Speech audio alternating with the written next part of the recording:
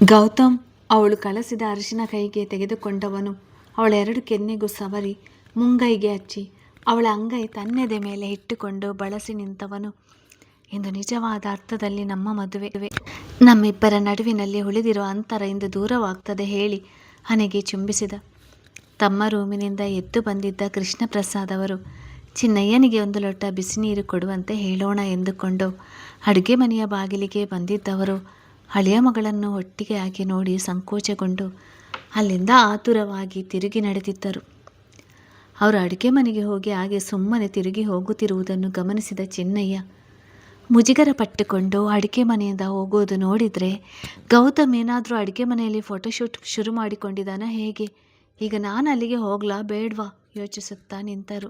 ಸರೋಜಮ್ಮನವರು ತರಕಾರಿ ಬುಟ್ಟಿ ಹಿಡಿದು ಅಡುಗೆ ಮನೆಯ ಕಡೆಗೆ ನಡೆದಾಗ ಅವರ ಕೈ ಹಿಡಿದು ನಿಲ್ಲಿಸಿದ ಚಿನ್ನಯ್ಯ, ಗೌತಮ್ ಚಂದನ ಇದ್ದಾರೆ ಅಲ್ಲಿ, ಆಮೇಲೆ ಹೋಗು ಎಂದವರು ಮತ್ತೆ ಹೊರಗೆ ನಡೆದಾಗ ಸರೋಜಮ್ಮನವರಿಗೂ ಕೂಡ ಅಂತ ಅನುಭವ ಆಗಿದ್ದ ಕಾರಣ ನಾನು ಯಾಕೆ ನಡುವೆ ಹೋಗೋದು ಎಂದುಕೊಂಡು ಅವರು ಕೂಡ ಇಂದ್ರಾಣಿಯವರ ರೂಮಿನ ಕಡೆ ನಡೆದಿದ್ದರು. ಚಂದನ ಇಲ್ಲೆಲ್ಲ ಹೀಗಾಗಿದೆ, ಕ್ಲೀನ್ ಮಾಡಲು ಕಷ್ಟವಾಗ್ಬೋದು ಎಂದಿದ್ದಳು. ಬಿಡು ಚಿನ್ನಯ್ಯ, ಸರೋಜಮ್ಮ 1-2 ನಿಮಿಷಕ್ಕೆ ಕ್ಲೀನ್ ಮಾಡಿ ಬಿಡ್ತಾರೆ ಎಂದಿದ್ದ. ಈಗ ಹೊರಗೆ ಹೋದರೆ ನಮ್ಮನ್ನು ಹೀಗೆ ನೋಡಿದರೆ ಯಾರು ಏನು ಅಂದುಕೊಳ್ಳಲ್ವಾ ಕೇಳಿದ್ಲು. ಹಾಗಂತ ಇಲ್ಲೇ ಇರ್ತೀಯಾ? ಎಲ್ಲರೂ ಇನ್ನೂ ಎದ್ದಿಲ್ಲ, ತಾತ ಅಮ್ಮ ಹೊರಗೆ ತೋಟದಲ್ಲಿ ವಾಕ್ ಮಾಡ್ತಾ ಇರ್ಬೋದು ಹೇಳಿದವನು ಎತ್ತಿಕೊಂಡೇ ನಡೆದಾಗ ಹೀಗೆ ಮಾತಿಗೂ ಎತ್ತಿಕೊಂಡೇ ಹೋದರೆ ನೋಡಿದವರು ಏನಾದರೂ ಅನ್ನೋಲ್ವಾ? ಇನ್ನೊಂದ್ಸಲ ನೋಡಿದವರು ಅಂತ ಅಂದರೆ ತೆಗೆದು ಬಾರಿಸ್ತೀನಿ, ಯಾವಾಗ ನೋಡಿದರೂ ಬೇರೆಯವರದೇ ಜಪ ಹೇಳಿ ಎತ್ತಿಕೊಂಡು ನಡೆದಿದ್ದ. ಆದರೆ ಅವನ ಅನಿಸಿಕೆಯಂತಿರದೆ ಎಲ್ಲರೂ ಎಚ್ಚರಗೊಂಡಿದ್ದವರು ಹಾಲಿನಲ್ಲಿಯೇ ನೆರೆದಿದ್ದರು. ಚಂದನ ಮುಜುಗರಗೊಂಡು ಈಗ ನೋಡಿ ಎಂದರೆ ಗೌತಮ್ ತನ್ನ ತಾಯಿಯ ಕಡೆ ನೋಡಿದವನು. ಅದು ಅರಿಶಿನದ ಡಬ್ಬಿ ಮುಚ್ಚಳ ತೆಗೆಯಲು ಆಗೋಲ್ಲ ಅಂತ ಪ್ರಯತ್ನ ಮಾಡ್ತಾ ಇದ್ಲು. ಹೆಲ್ಪ್ ಮಾಡೋಣ ಅಂತ ಹೋದೆ, ಎಲ್ಲ ಚೆಲ್ಲಿ ಹೋಯಿತು. ಇನ್ನು ಇವಳು ಕಾಲಿಗೆ ಅದನ್ನು ಮೆತ್ತಿಕೊಂಡು ನಡೆಯುವಾಗ ಜಾರಿ ಬಿದ್ದರೆ ಎಂದು ಎತ್ತಿಕೊಂಡು ಹೋಗ್ತಾ ಇದ್ದೀನಿ ಎಂದ. ಮಹೇಂದ್ರ ಅವರನ್ನು ಒಟ್ಟಿನಲ್ಲಿ ಹೆಂಡತಿಯನ್ನು ಎತ್ತಿಕೊಂಡು ಮೆರೆಸಲು ನಿಮಗೆ ಕಾರಣ ಬೇಕು, ನಾವೇನೋ ಅಂದುಕೊಳ್ಳಲ್ಲ ಹೋಗು ಎಂದಿದ್ದರು. ಬರ್ತಾ ನಿಮಗೆ ವಯಸ್ಸು ಕಡಿಮೆ ಆಗ್ತಾ ಇದೆ ಹೇಳಿ ತನ್ನ ರೂಮಿನ ಕಡೆ ನಡೆದಿದ್ದ. ವಿಮಲಾ ಅವರು, ನನ್ನ ಮಗಳು ದೇವರಿಗೆ ಯಾವ್ಯಾವ ಹೂ ಇಟ್ಟು ಪೂಜೆ ಮಾಡಿದ್ಲೋ ಇಂಥ ಗಂಡ ಸಿಕ್ಕಿದ್ದಾನೆ, ಹೆಂಡತಿ ನಡೆದರೆ ಕಾಲು ಸವೆಯುತ್ತದೆ ಅನ್ನುತ್ತಾರೆ ಅಳಿಯಂದಿರು ಸಂಭ್ರಮದಿಂದ ಹೇಳಿಕೊಂಡಿದ್ದರು. ಇಂದ್ರಾಣಿ ಅವರು, ಗೌತಮ್ ಕೂಡ ಅದೃಷ್ಟ ಮಾಡಿದ್ದಾನೆ ಚಂದನಲ್ಲಂತ ಹೆಂಡತಿ ಸಿಗಲು. ಅವನ ಬಗ್ಗೆ ಅದೆಷ್ಟು ಕಾಳಜಿ ಮಾಡ್ತಾಳೆ ಗೊತ್ತಾ? ಅವನು ನನ್ನನ್ನು ಕಾಯಬೇಡ, ನೀನು ಸಮಯಕ್ಕೆ ಸರಿಯಾಗಿ ಊಟ ಮಾಡು ಎಂದರೂ ಕೇಳದೆ ಅವನಿಗಾಗಿ ಕಾಯುತ್ತಾ ಉಳಿಯುತ್ತಾಳೆ. ಅವನ ಪ್ರತಿಯೊಂದು ಸಣ್ಣ ಪುಟ್ಟ ಕೆಲಸದ ಕಡೆಗೂ ಗಮನ ಕೊಡ್ತಾಳೆ ಎಂದಿದ್ದರು. ಹಳ್ಳಿಯ ಮಗಳ ಅನೋನ್ಯ ದಾಂಪತ್ಯ ನೋಡಿ ಕೃಷ್ಣ ಪ್ರಸಾದ್ ಅವರು, ದುಡುಕಿ ಅಂತ ಕೆಲಸ ಮಾಡಿಬಿಡ್ತಿದ್ದೆ, ಹೇಗೋ ದೇವರ ದಯೆ ಎಲ್ಲ ಸರಿಯೋಯ್ತು ಎಂದುಕೊಂಡರು. ಗೌತಮ್ ಹೆಲ್ಪ್ ಮಾಡ್ಲಾ ಕೇಳಿದ್ದ. ಚಂದನ ಬೇಡ ಅನ್ನಿಸ್ತಾ ಇದೆ ನೋಟ ತಗ್ಗಿಸಿ ಹೇಳಿದಳು. ಯಾಕೆ, ನನ್ನ ಸಹಾಯ ತೆಗೆದುಕೊಳ್ಬೋದು, ಇನ್ನೊಂದೆರಡು ದಿನ ಕಳೆಯಲಿ ಎಂದರು ಎಂದು ಸಂಕೋಚದ ನಡುವೆ ಹೇಳಿದಳು. ಈ ದಿನ ಈ ಕ್ಷಣ ಕಳೆದ್ರೆ ಮತ್ತೆ ಸಿಗೋಲ್ಲ ಹೇಳಿ ನೀರು ಮೊಗೆದು ಸುರಿದಿದ್ದ. ಪೂರ ಅರಿಶಿನದಲ್ಲಿ ನೆನೆದವಳಿಂದ ನೋಟ ಸರಿಸದಾಗಿತ್ತ. ನೀವು ಹೊರಡಿ, ಸಮಯವಾಗುತ್ತೆ, ಇನ್ನೇನು ಬ್ಯೂಟಿಷಿಯನ್ಸ್ ಬರ್ತಾರೆ ನೋಟ ಬೆರೆಸದೆ ಹೇಳಿದ್ದಳು. ಎಲ್ಲ ಮರೆಸುತ್ತೀಯ, 10 ಗಂಟೆಯ ಒಳಗೆ ಅಲ್ಲಿರಬೇಕು, ಬೇಗ ಬಾ ಹೇಳಿ ಹೊರಡುವ ಮುನ್ನ ಬಂಗಾರದ ಗೊಂಬೆಯಾಗಿ ಕಾಣ್ತಾ ಇದೆಯಾ ಹೇಳಿ ನಡೆದಿದ್ದ. ತಕ್ಷಣ ಅವನತ್ತ ನೋಡಿದ ಚಂದನ, ಹೊಗಳ್ತಾ ಇದ್ದೀರಾ ಕಣ್ಣು ಹರಳಿಸಿ ಕೇಳಿದ್ದಳು. ಬಾಗಿಲ ಬಳಿ ನಿಂತು ತಿರುಗಿದವನು, ನಾನು ಹಾಗೆ ಮಾತನಾಡುವುದನ್ನು ನೀನು ಹೀಗೆ ಅರ್ಥ ಮಾಡಿಕೊಂಡ್ರೆ ಅದು ನಿನ್ನ ತಪ್ಪು ಹೇಳಿ ಮನಸ್ಸಿಲ್ಲದೆ ಇದ್ದರೂ ಅಲ್ಲಿಂದ ನಡೆದಿದ್ದ. ಮನೆಯಲ್ಲಿ ಕಲರವ ಶುರುವಾಗಿತ್ತು. ಇಂದ್ರಾಣಿ ಅವರು ಹೋಟೆಲ್ನಿಂದ ತಿಂಡಿ ತರಿಸಿ ಬಿಡೋಣ ಎಂದರೆ ಕೇಳಲೇ ಇಲ್ಲ, ಎಷ್ಟು ಕೆಲಸ ಇದೆ, ಈ ಸಮಯದಲ್ಲಿ ನೀವು ಅಡುಗೆ ಮನೆ ಸೇರಿದರೆ ಹೇಗೆ ಎಂದಿದ್ದರು. ಚಿನ್ನಯ್ಯ, ಇಲ್ಲಿನ ಕೆಲಸ ನಾನು ನೋಡ್ತೇನೆ, ಅದೇನು ನೀನು ಹೋಗಿ ಅಲ್ಲಿ ಗಮನಿಸಿಕೋ ಹೆಂಡತಿಯನ್ನು ಹೊರಗೆ ಕಳುಹಿಸಿದರು. ಕೈಕಾಲು ಆಡುತ್ತಿಲ್ಲ ಸರೋಜ ಎಂದವರಿಗೆ, ಇಲ್ಲಿ ಏನು ಕೆಲಸ ಇಲ್ಲ, ನಾನು ಮನೆ ಗುಡಿಸಿ ಒರೆಸಿಕೊಂಡು ಬರ್ತೇನೆ. ಚಂದನ ಬಂದು ದೇವರ ಮುಂದೆ ದೀಪ ಹಚ್ಚಿದ್ರೆ ಮುಗಿಯಿತು, ಪಾರ್ಲರ್ನವರು ಬಂದು ಅವರನ್ನು ರೆಡಿ ಮಾಡಿದರೆ ಆಯಿತು, ಇವರು ತಿಂಡಿ ರೆಡಿ ಮಾಡ್ತಾರೆ, ಎಲ್ಲರೂ ಒಂದು ಸುತ್ತು ತಿಂದು ಬಿಟ್ಟು ಛತ್ರಕ್ಕೆ ಹೊರಡೋಣ, ಅಷ್ಟೇ ಕೆಲಸ, ಮೊದಲು ನೀವು ತಿಂಡಿ ತಿಂದು ಮಾತ್ರೆ ನುಂಗಿ ಸುಧಾರಿಸಿಕೊಳ್ಳಿ ಎಂದಿದ್ದರು. ವಿಮಲಾ ಅವರು ಇಂದ್ರಾಣಿಯವರ ತಾಳ್ಮೆಯ ಸ್ವಭಾವ ಗಮನಿಸಿ, ನಿಜಕ್ಕೂ ಹೀಗೆ ಇರ್ತಾರಾ, ಕೋಪ ತಾಪ ಅಸಹನೆಗಳ ಕಡೆಗೆ ಒಂದು ರೀತಿಯ ನಿರ್ಲಿಪ್ತ ಭಾವ ಬೆಳೆಸಿಕೊಂಡು ಬಿಟ್ಟಿದ್ದಾರೆ. ಮೃದು ಮಾತು, ನಗು, ಸಹಜ ಸರಳ ನಡವಳಿಕೆ. ನಮ್ಮ ಚಂದನ ಅತ್ತೆ ವಿಷಯದಲ್ಲೂ ಅದೃಷ್ಟ ಮಾಡಿದಾಳೆ. ಹೇಳಿಕೊಂಡವರು, ನೀವು ಗಾಬರಿ ಆಗಬೇಡಿ, ಇಂದು ಯಾವ ಶಾಸ್ತ್ರಗಳು ಇಲ್ವಲ್ಲ, ಹುಡುಗ ಹುಡುಗಿ ತಯಾರಾದರೆ ಸಾಕು, ಹೋಗಿ ಸ್ಟೇಜ್ ಮೇಲೆ ನಿಲ್ಲೋದು ಅಷ್ಟೇ, ನಾವು ರೆಡಿ ಆಗೋಣ. ಮದುವೆಯಲ್ಲಂತೂ ಸಂತೋಷವಾಗಿ ಓಡಾಡಲು ಆಗಲಿಲ್ಲ, ಇಂದು ಸಂಭ್ರಮಿಸೋಣ ಎಂದಿದ್ದರು. ಮಹೇಂದ್ರ ಅವರು, ಚಿನ್ನಯ್ಯ ಬಾರು ಇಲ್ಲಿ, ಹಾಲ್ಗೆ ಬಂದು ಕೂಗಿದರು. ಇನ್ನೇನು ತಿಂಡಿ ಆಯಿತು, ಎಲ್ಲ ಬೇಗ ಸ್ನಾನ ಮುಗಿಸಿ ಬನ್ನಿ ಹೇಳುತ್ತಲೇ ನಿಂತ ಚಿನ್ನಯ್ಯ, ಹೇಳಿ ಎಂದಿದ್ದರು. ನಂದು ಸೂಟ್ಗೆ ಹಾಕಿಕೊಳ್ಳುವ ಶರ್ಟ್ ಸ್ವಲ್ಪ ಮುದುರಿ ಹೋದಂತೆ ಕಾಣ್ತದೆ, ಸ್ವಲ್ಪ ಆರಾಮ ಮಾಡಿಕೊಡು, ನಾನಿನ್ನು ಹೇರ್ ಡ್ರೈ ಹಾಕಿ ಸ್ನಾನ ಮಾಡಬೇಕು ಎಂದಿದ್ದರು. ಕೋಟಿನೊಳಗೆ ಶರ್ಟ್ ಮುಚ್ಚಿಕೊಳ್ಳುತ್ತದೆ ತಾನೆ, ಆದರೂ ಹೆಂಗೆ ಹೇಳ್ತೀರಾ ನೋಡಿ, ಈ ವಯಸ್ಸಿನಲ್ಲಿ ಹೀಗೆ, ಇನ್ನು ಆಗ ಇನ್ನೆಂಗೋ, ಹೀಗೇನು ನಿಮಗೆ ಹೆಣ್ಣು ಕೊಡುವವರು ಬರ್ತಾರಾ? ಕೊಣಗಿಕೊಂಡೇ ಅವರ ರೂಮಿನ ಕಡೆ ನಡೆದಿದ್ದರು. ಮಹೇಂದ್ರ ಅವರ ಗಡಿಮಿಡಿ ನೋಡಿದ ಇಂದ್ರಾಣಿಯವರು, ಮಾವನವರನ್ನು ಹೀಗೆ ನೋಡುವುದೇ ಒಂದು ಸಂತೋಷ, ಬದುಕಿನ ಬಗ್ಗೆ ಎಷ್ಟು ಉತ್ಸಾಹ ಇದೆ ಎಂದಿದ್ದರು. ಮಹೇಂದ್ರ ಅವರು ಮಠಕ್ಕೆ ಬರುವ ತಮ್ಮ ಸ್ನೇಹಿತರಿಗೆಲ್ಲ ಇನ್ವಿಟೇಷನ್ ಕೊಟ್ಟು ತಮ್ಮ ಮೊಮ್ಮಗನ ರಿಸೆಪ್ಷನ್ಗೆ ಬರುವಂತೆ ಕರೆದಿದ್ದರು. ಮೊದಲ ಬಾರಿ ಅವರೆಲ್ಲರ ಮುಂದೆ ಸೂಟಿನಲ್ಲಿ ನಿಲ್ಲುತ್ತಿರುವುದು ಎನ್ನುವ ಅನಿಸಿಕೆಯೇ ಅವರಿಗೆ ಕಚಗುಳಿ ನೀಡುತ್ತಿತ್ತು. ಚಂದನ ಒದ್ದೆ ಕೂದಲು ಹೊತ್ತುತ್ತಾ ಕಿಟಕಿಯ ಬಳಿ ಕೈಕಟ್ಟಿ ಹೊರಗೆ ನೋಡುತ್ತಾ ನಿಂತಿದ್ದ ಗೌತಮ್ ಬಳಿಗೆ ಬಂದವಳು, ಏನು ಯೋಚನೆ ಮಾಡ್ತಾ ಇದ್ದೀರಾ ಕೇಳಿದಳು. ನಾನು ಎಂದು ನಿರೀಕ್ಷಿಸದೇ ಇದ್ದ ಬದಲಾವಣೆ, ಇದೆಲ್ಲ ಹೇಗೆ ನಡೆಯಿತು ಎಂದು ಗೊತ್ತಾಗ್ತಿಲ್ಲ ಹೇಳುತ್ತಾ ತಿರುಗಿದವನ ಮನಕ್ಕೆ ತಂಗಾಳಿ ಬಂದು ತಂಪೆರೆದಂತೆನಿಸಿತು. ಅರಶಿನ ಹಳದಿ ಬಣ್ಣದ ಪೂರ ತೊಡೆದು ಹೋಗದೆ ಅಲ್ಲಲ್ಲಿ ತನ್ನ ಇರುವಿಕೆಯನ್ನು ಸೂಚಿಸುತ್ತಿತ್ತು. ಸರಿಯಾಗಿ ಸ್ನಾನ ಮಾಡಬೇಕು ತಾನೆ ಕೇಳಿದ್ದ. ಅವಳಿಗೆ ಅರ್ಥವಾಗಿತ್ತು. ಕೈಗಳ ಕಡೆ ನೋಡಿಕೊಳ್ಳುತ್ತಾ, ಮನೆಯಲ್ಲಿ ಮಾಡಿದ ಪುಡಿ ಅಷ್ಟು ಬೇಗ ಹೋಗೋಲ್ಲ, ಮೆಹಂದಿ ನೋಡಿ ಅವನ ಮುಂದೆ ತನ್ನ ಕೈ ಹಿಡಿದಿದ್ದಳು. ಮೊನಕೈನಿಂದ ಮುಂಗೈವರೆಗೂ ಬಿಡಿಸಿದ್ದ ಇಂಡಿಯನ್ ಬ್ರೈಡಲ್ ಮೆಹಂದಿ ನೋಡಲು ಆಕರ್ಷಕವೆನಿಸಿತು. ಪಲ್ಲಕ್ಕಿಯಲ್ಲಿ ಕುಳಿತು ಸಾಗುತ್ತಿರುವ ಮದುಮಗಳ ಚಿತ್ರ ಒಂದು ಕೈಯಲ್ಲಿದ್ದರೆ ಮತ್ತೊಂದು ಕೈಯಲ್ಲಿ ಹೂವಿನ ಹಾರ ಹಿಡಿದು ಕಾಯುತ್ತಿರುವ ಮದುಮಗನ ಭಾವಚಿತ್ರ, ಎರಡೂ ಕೈ ಒಟ್ಟಿಗೆ ಜೋಡಿಸಿ ನೋಡಿದ್ದ.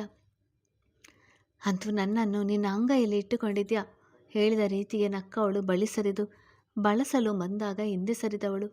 ಈಗಲೇ ತಡವಾಗಿದೆ ಎನ್ನುತ್ತಾ ಹಳದಿಯಾಗಿದ್ದ ಅವನ ಕೈಗಳು ಬಟ್ಟೆಯ ಕಡೆಗೆ ನೋಡಿದಾಗ, ಇನ್ನೂ ಅದೆಲ್ಲಿವರೆಗೂ ಈಗ ಹಿಂದೆ ಸರಿಯುತ್ತೆ ನೋಡ್ತೇನೆ ಹೇಳಿ ವಾಶ್ರೂಮ್ ಕಡೆಗೆ ನಡೆದಿದ್ದ. ಹೆಲ್ಪ್ ಮಾಡ್ಲಾ ಕೇಳಿದ್ಲು. ನೀನು ಮಾಡುವ ಹೆಲ್ಪ್ ನಿನ್ನ ಥರನೇ ಇರುತ್ತೆ, ಬೇಕಾಗಿಲ್ಲ, ಕೊಟ್ಟು ಕೊಡದಂತೆ ಓಡುತ್ತೀಯ ಹೇಳಿ ಒಳಗೆ ಹೋದವನು ಜೋರಾಗಿ ಬಾಗಿಲು ಹಾಕಿದ. ರೂಮಿನ ಒಳಗೆ ಬಂದ ಪಾವನಿ, ಬ್ಯೂಟಿಷಿಯನ್ ಬಂದಿದ್ದಾರೆ, ಅವರೆಲ್ಲ ತಿಂಡಿ ತಿಂತಿದ್ದಾರೆ, ನಾವೆಲ್ಲ ತಿಂಡಿ ತಿಂದಾಯಿತು, ನೀನು ಸ್ವಲ್ಪ ತಿಂದು ರೆಡಿ ಆಗಲು ಕುಳಿತುಕೋ, ಅಮ್ಮನ ರೂಮ್ ವಿಶಾಲವಾಗಿದೆ, ಅಲ್ಲಿಗೆ ಬಂದು ಬಿಡು, ಇಲ್ಲಿ ಅಣ್ಣ ರೆಡಿ ಆಗಬಹುದು, ಇಲ್ಲ ಅವನಿಗೆ ಮುಜುಗರವಾಗುತ್ತದೆ ಅವರ ನಡುವೆ ಓಡಾಡಲು, ನಿನ್ನದು ಲೆಹಂಗ ತೆಗೆದುಕೋ ಹೇಳಿ ತನ್ನ ಜೊತೆಯಲ್ಲೇ ಹೊರಗೆ ಕರೆದುಕೊಂಡು ಬಂದಿದ್ದಳು. ಎಕ್ಸ್ಟ್ರಾ ಬಂದಿದ್ದ ಬ್ಯೂಟಿಷಿಯನ್ಗಳನ್ನು ಕರೆದುಕೊಂಡು ಪಾವನಿ, ವಿಮಲಾ, ಇಂದ್ರಾಣಿ ಅವರು ಮತ್ತೊಂದು ರೂಮಿಗೆ ನಡೆದಿದ್ದರು. ಮಹೇಂದ್ರ ಅವರ ಉತ್ಸಾಹ ನೋಡಿದ ಕೃಷ್ಣ ಪ್ರಸಾದ್ ಅವರು ಕೂಡ ಅವರು ಕೊಟ್ಟ ಹೇರ್ ಜೆಲ್ ಹಾಕಿ ಕನ್ನಡಿಯ ಮುಂದೆ ಕೆಲ ಸಮಯ ಕಳೆದು ಸೂಟ್ ತೊಟ್ಟು ರೆಡಿಯಾಗಿದ್ದರು.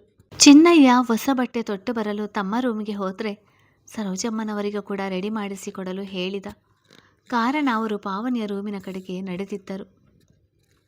ಸ್ನಾನ ಮುಗಿಸಿ ಬಂದ ಗೌತಮ್ ರೂಮಿನಲ್ಲಿ ಚಂದನ ಇಲ್ಲದಿದ್ದದನ್ನು ನೋಡಿ ಒಮ್ಮೆ ಹೊರಬಂದು ಇಣುಕಿದ್ದ. ಯಾರೂ ಕಾಣಲಿಲ್ಲ.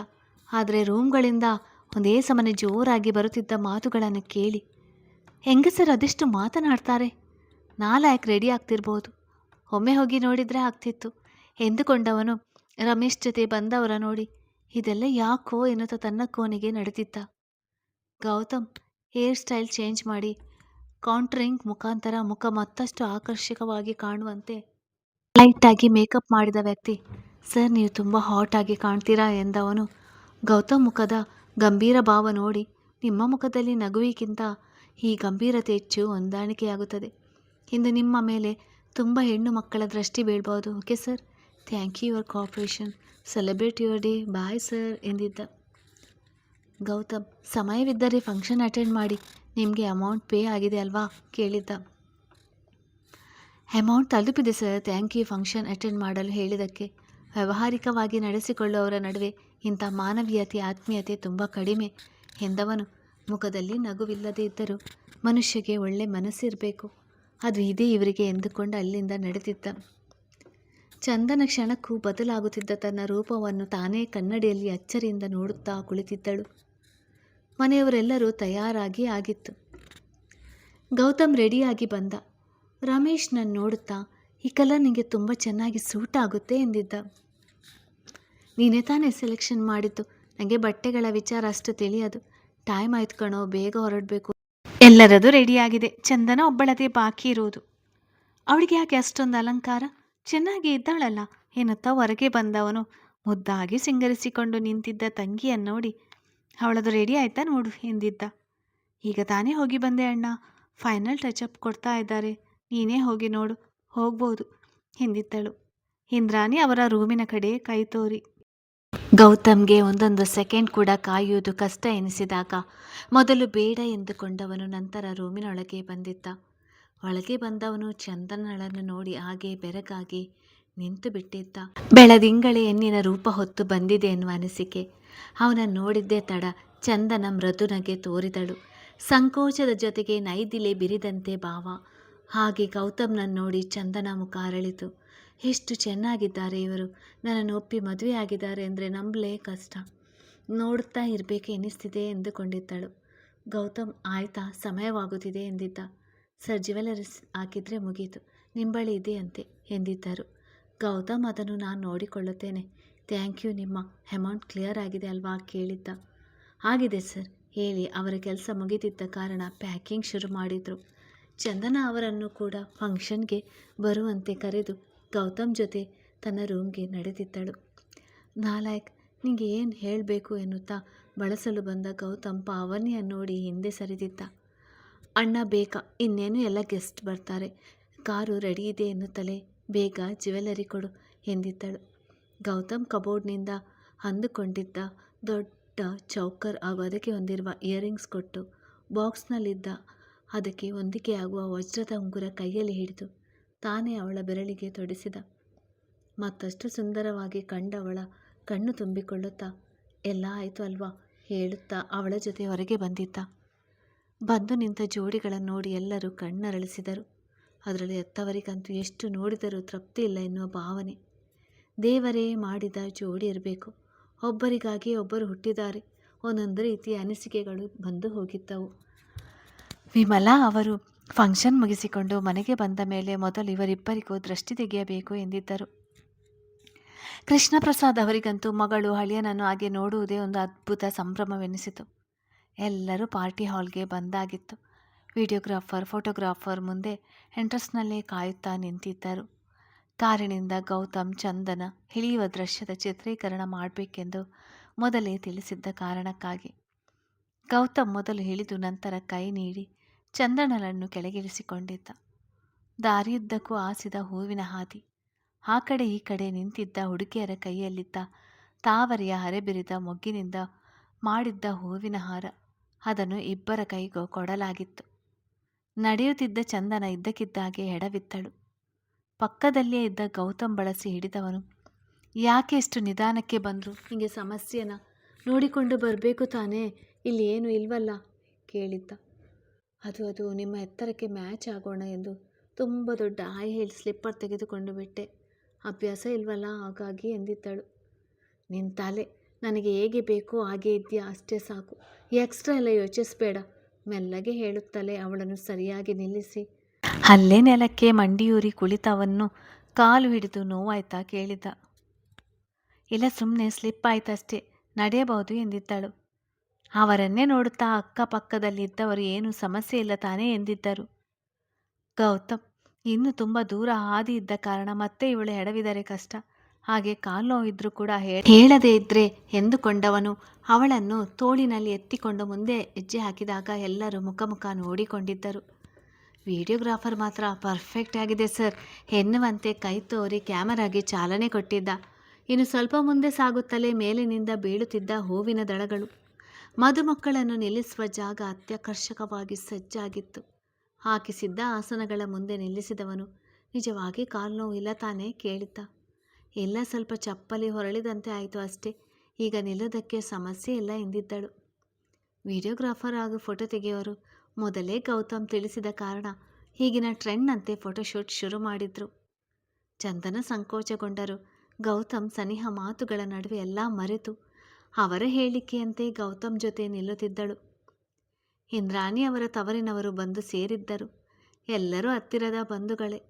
ನಗುತ್ತಾ ಅವರಿಬ್ಬರನ್ನೇ ನೋಡುತ್ತಾ ಆ ಕ್ಷಣಗಳ ಬಗ್ಗೆ ಮಾತನಾಡುತ್ತಾ ಕುಳಿತಿದ್ದರು.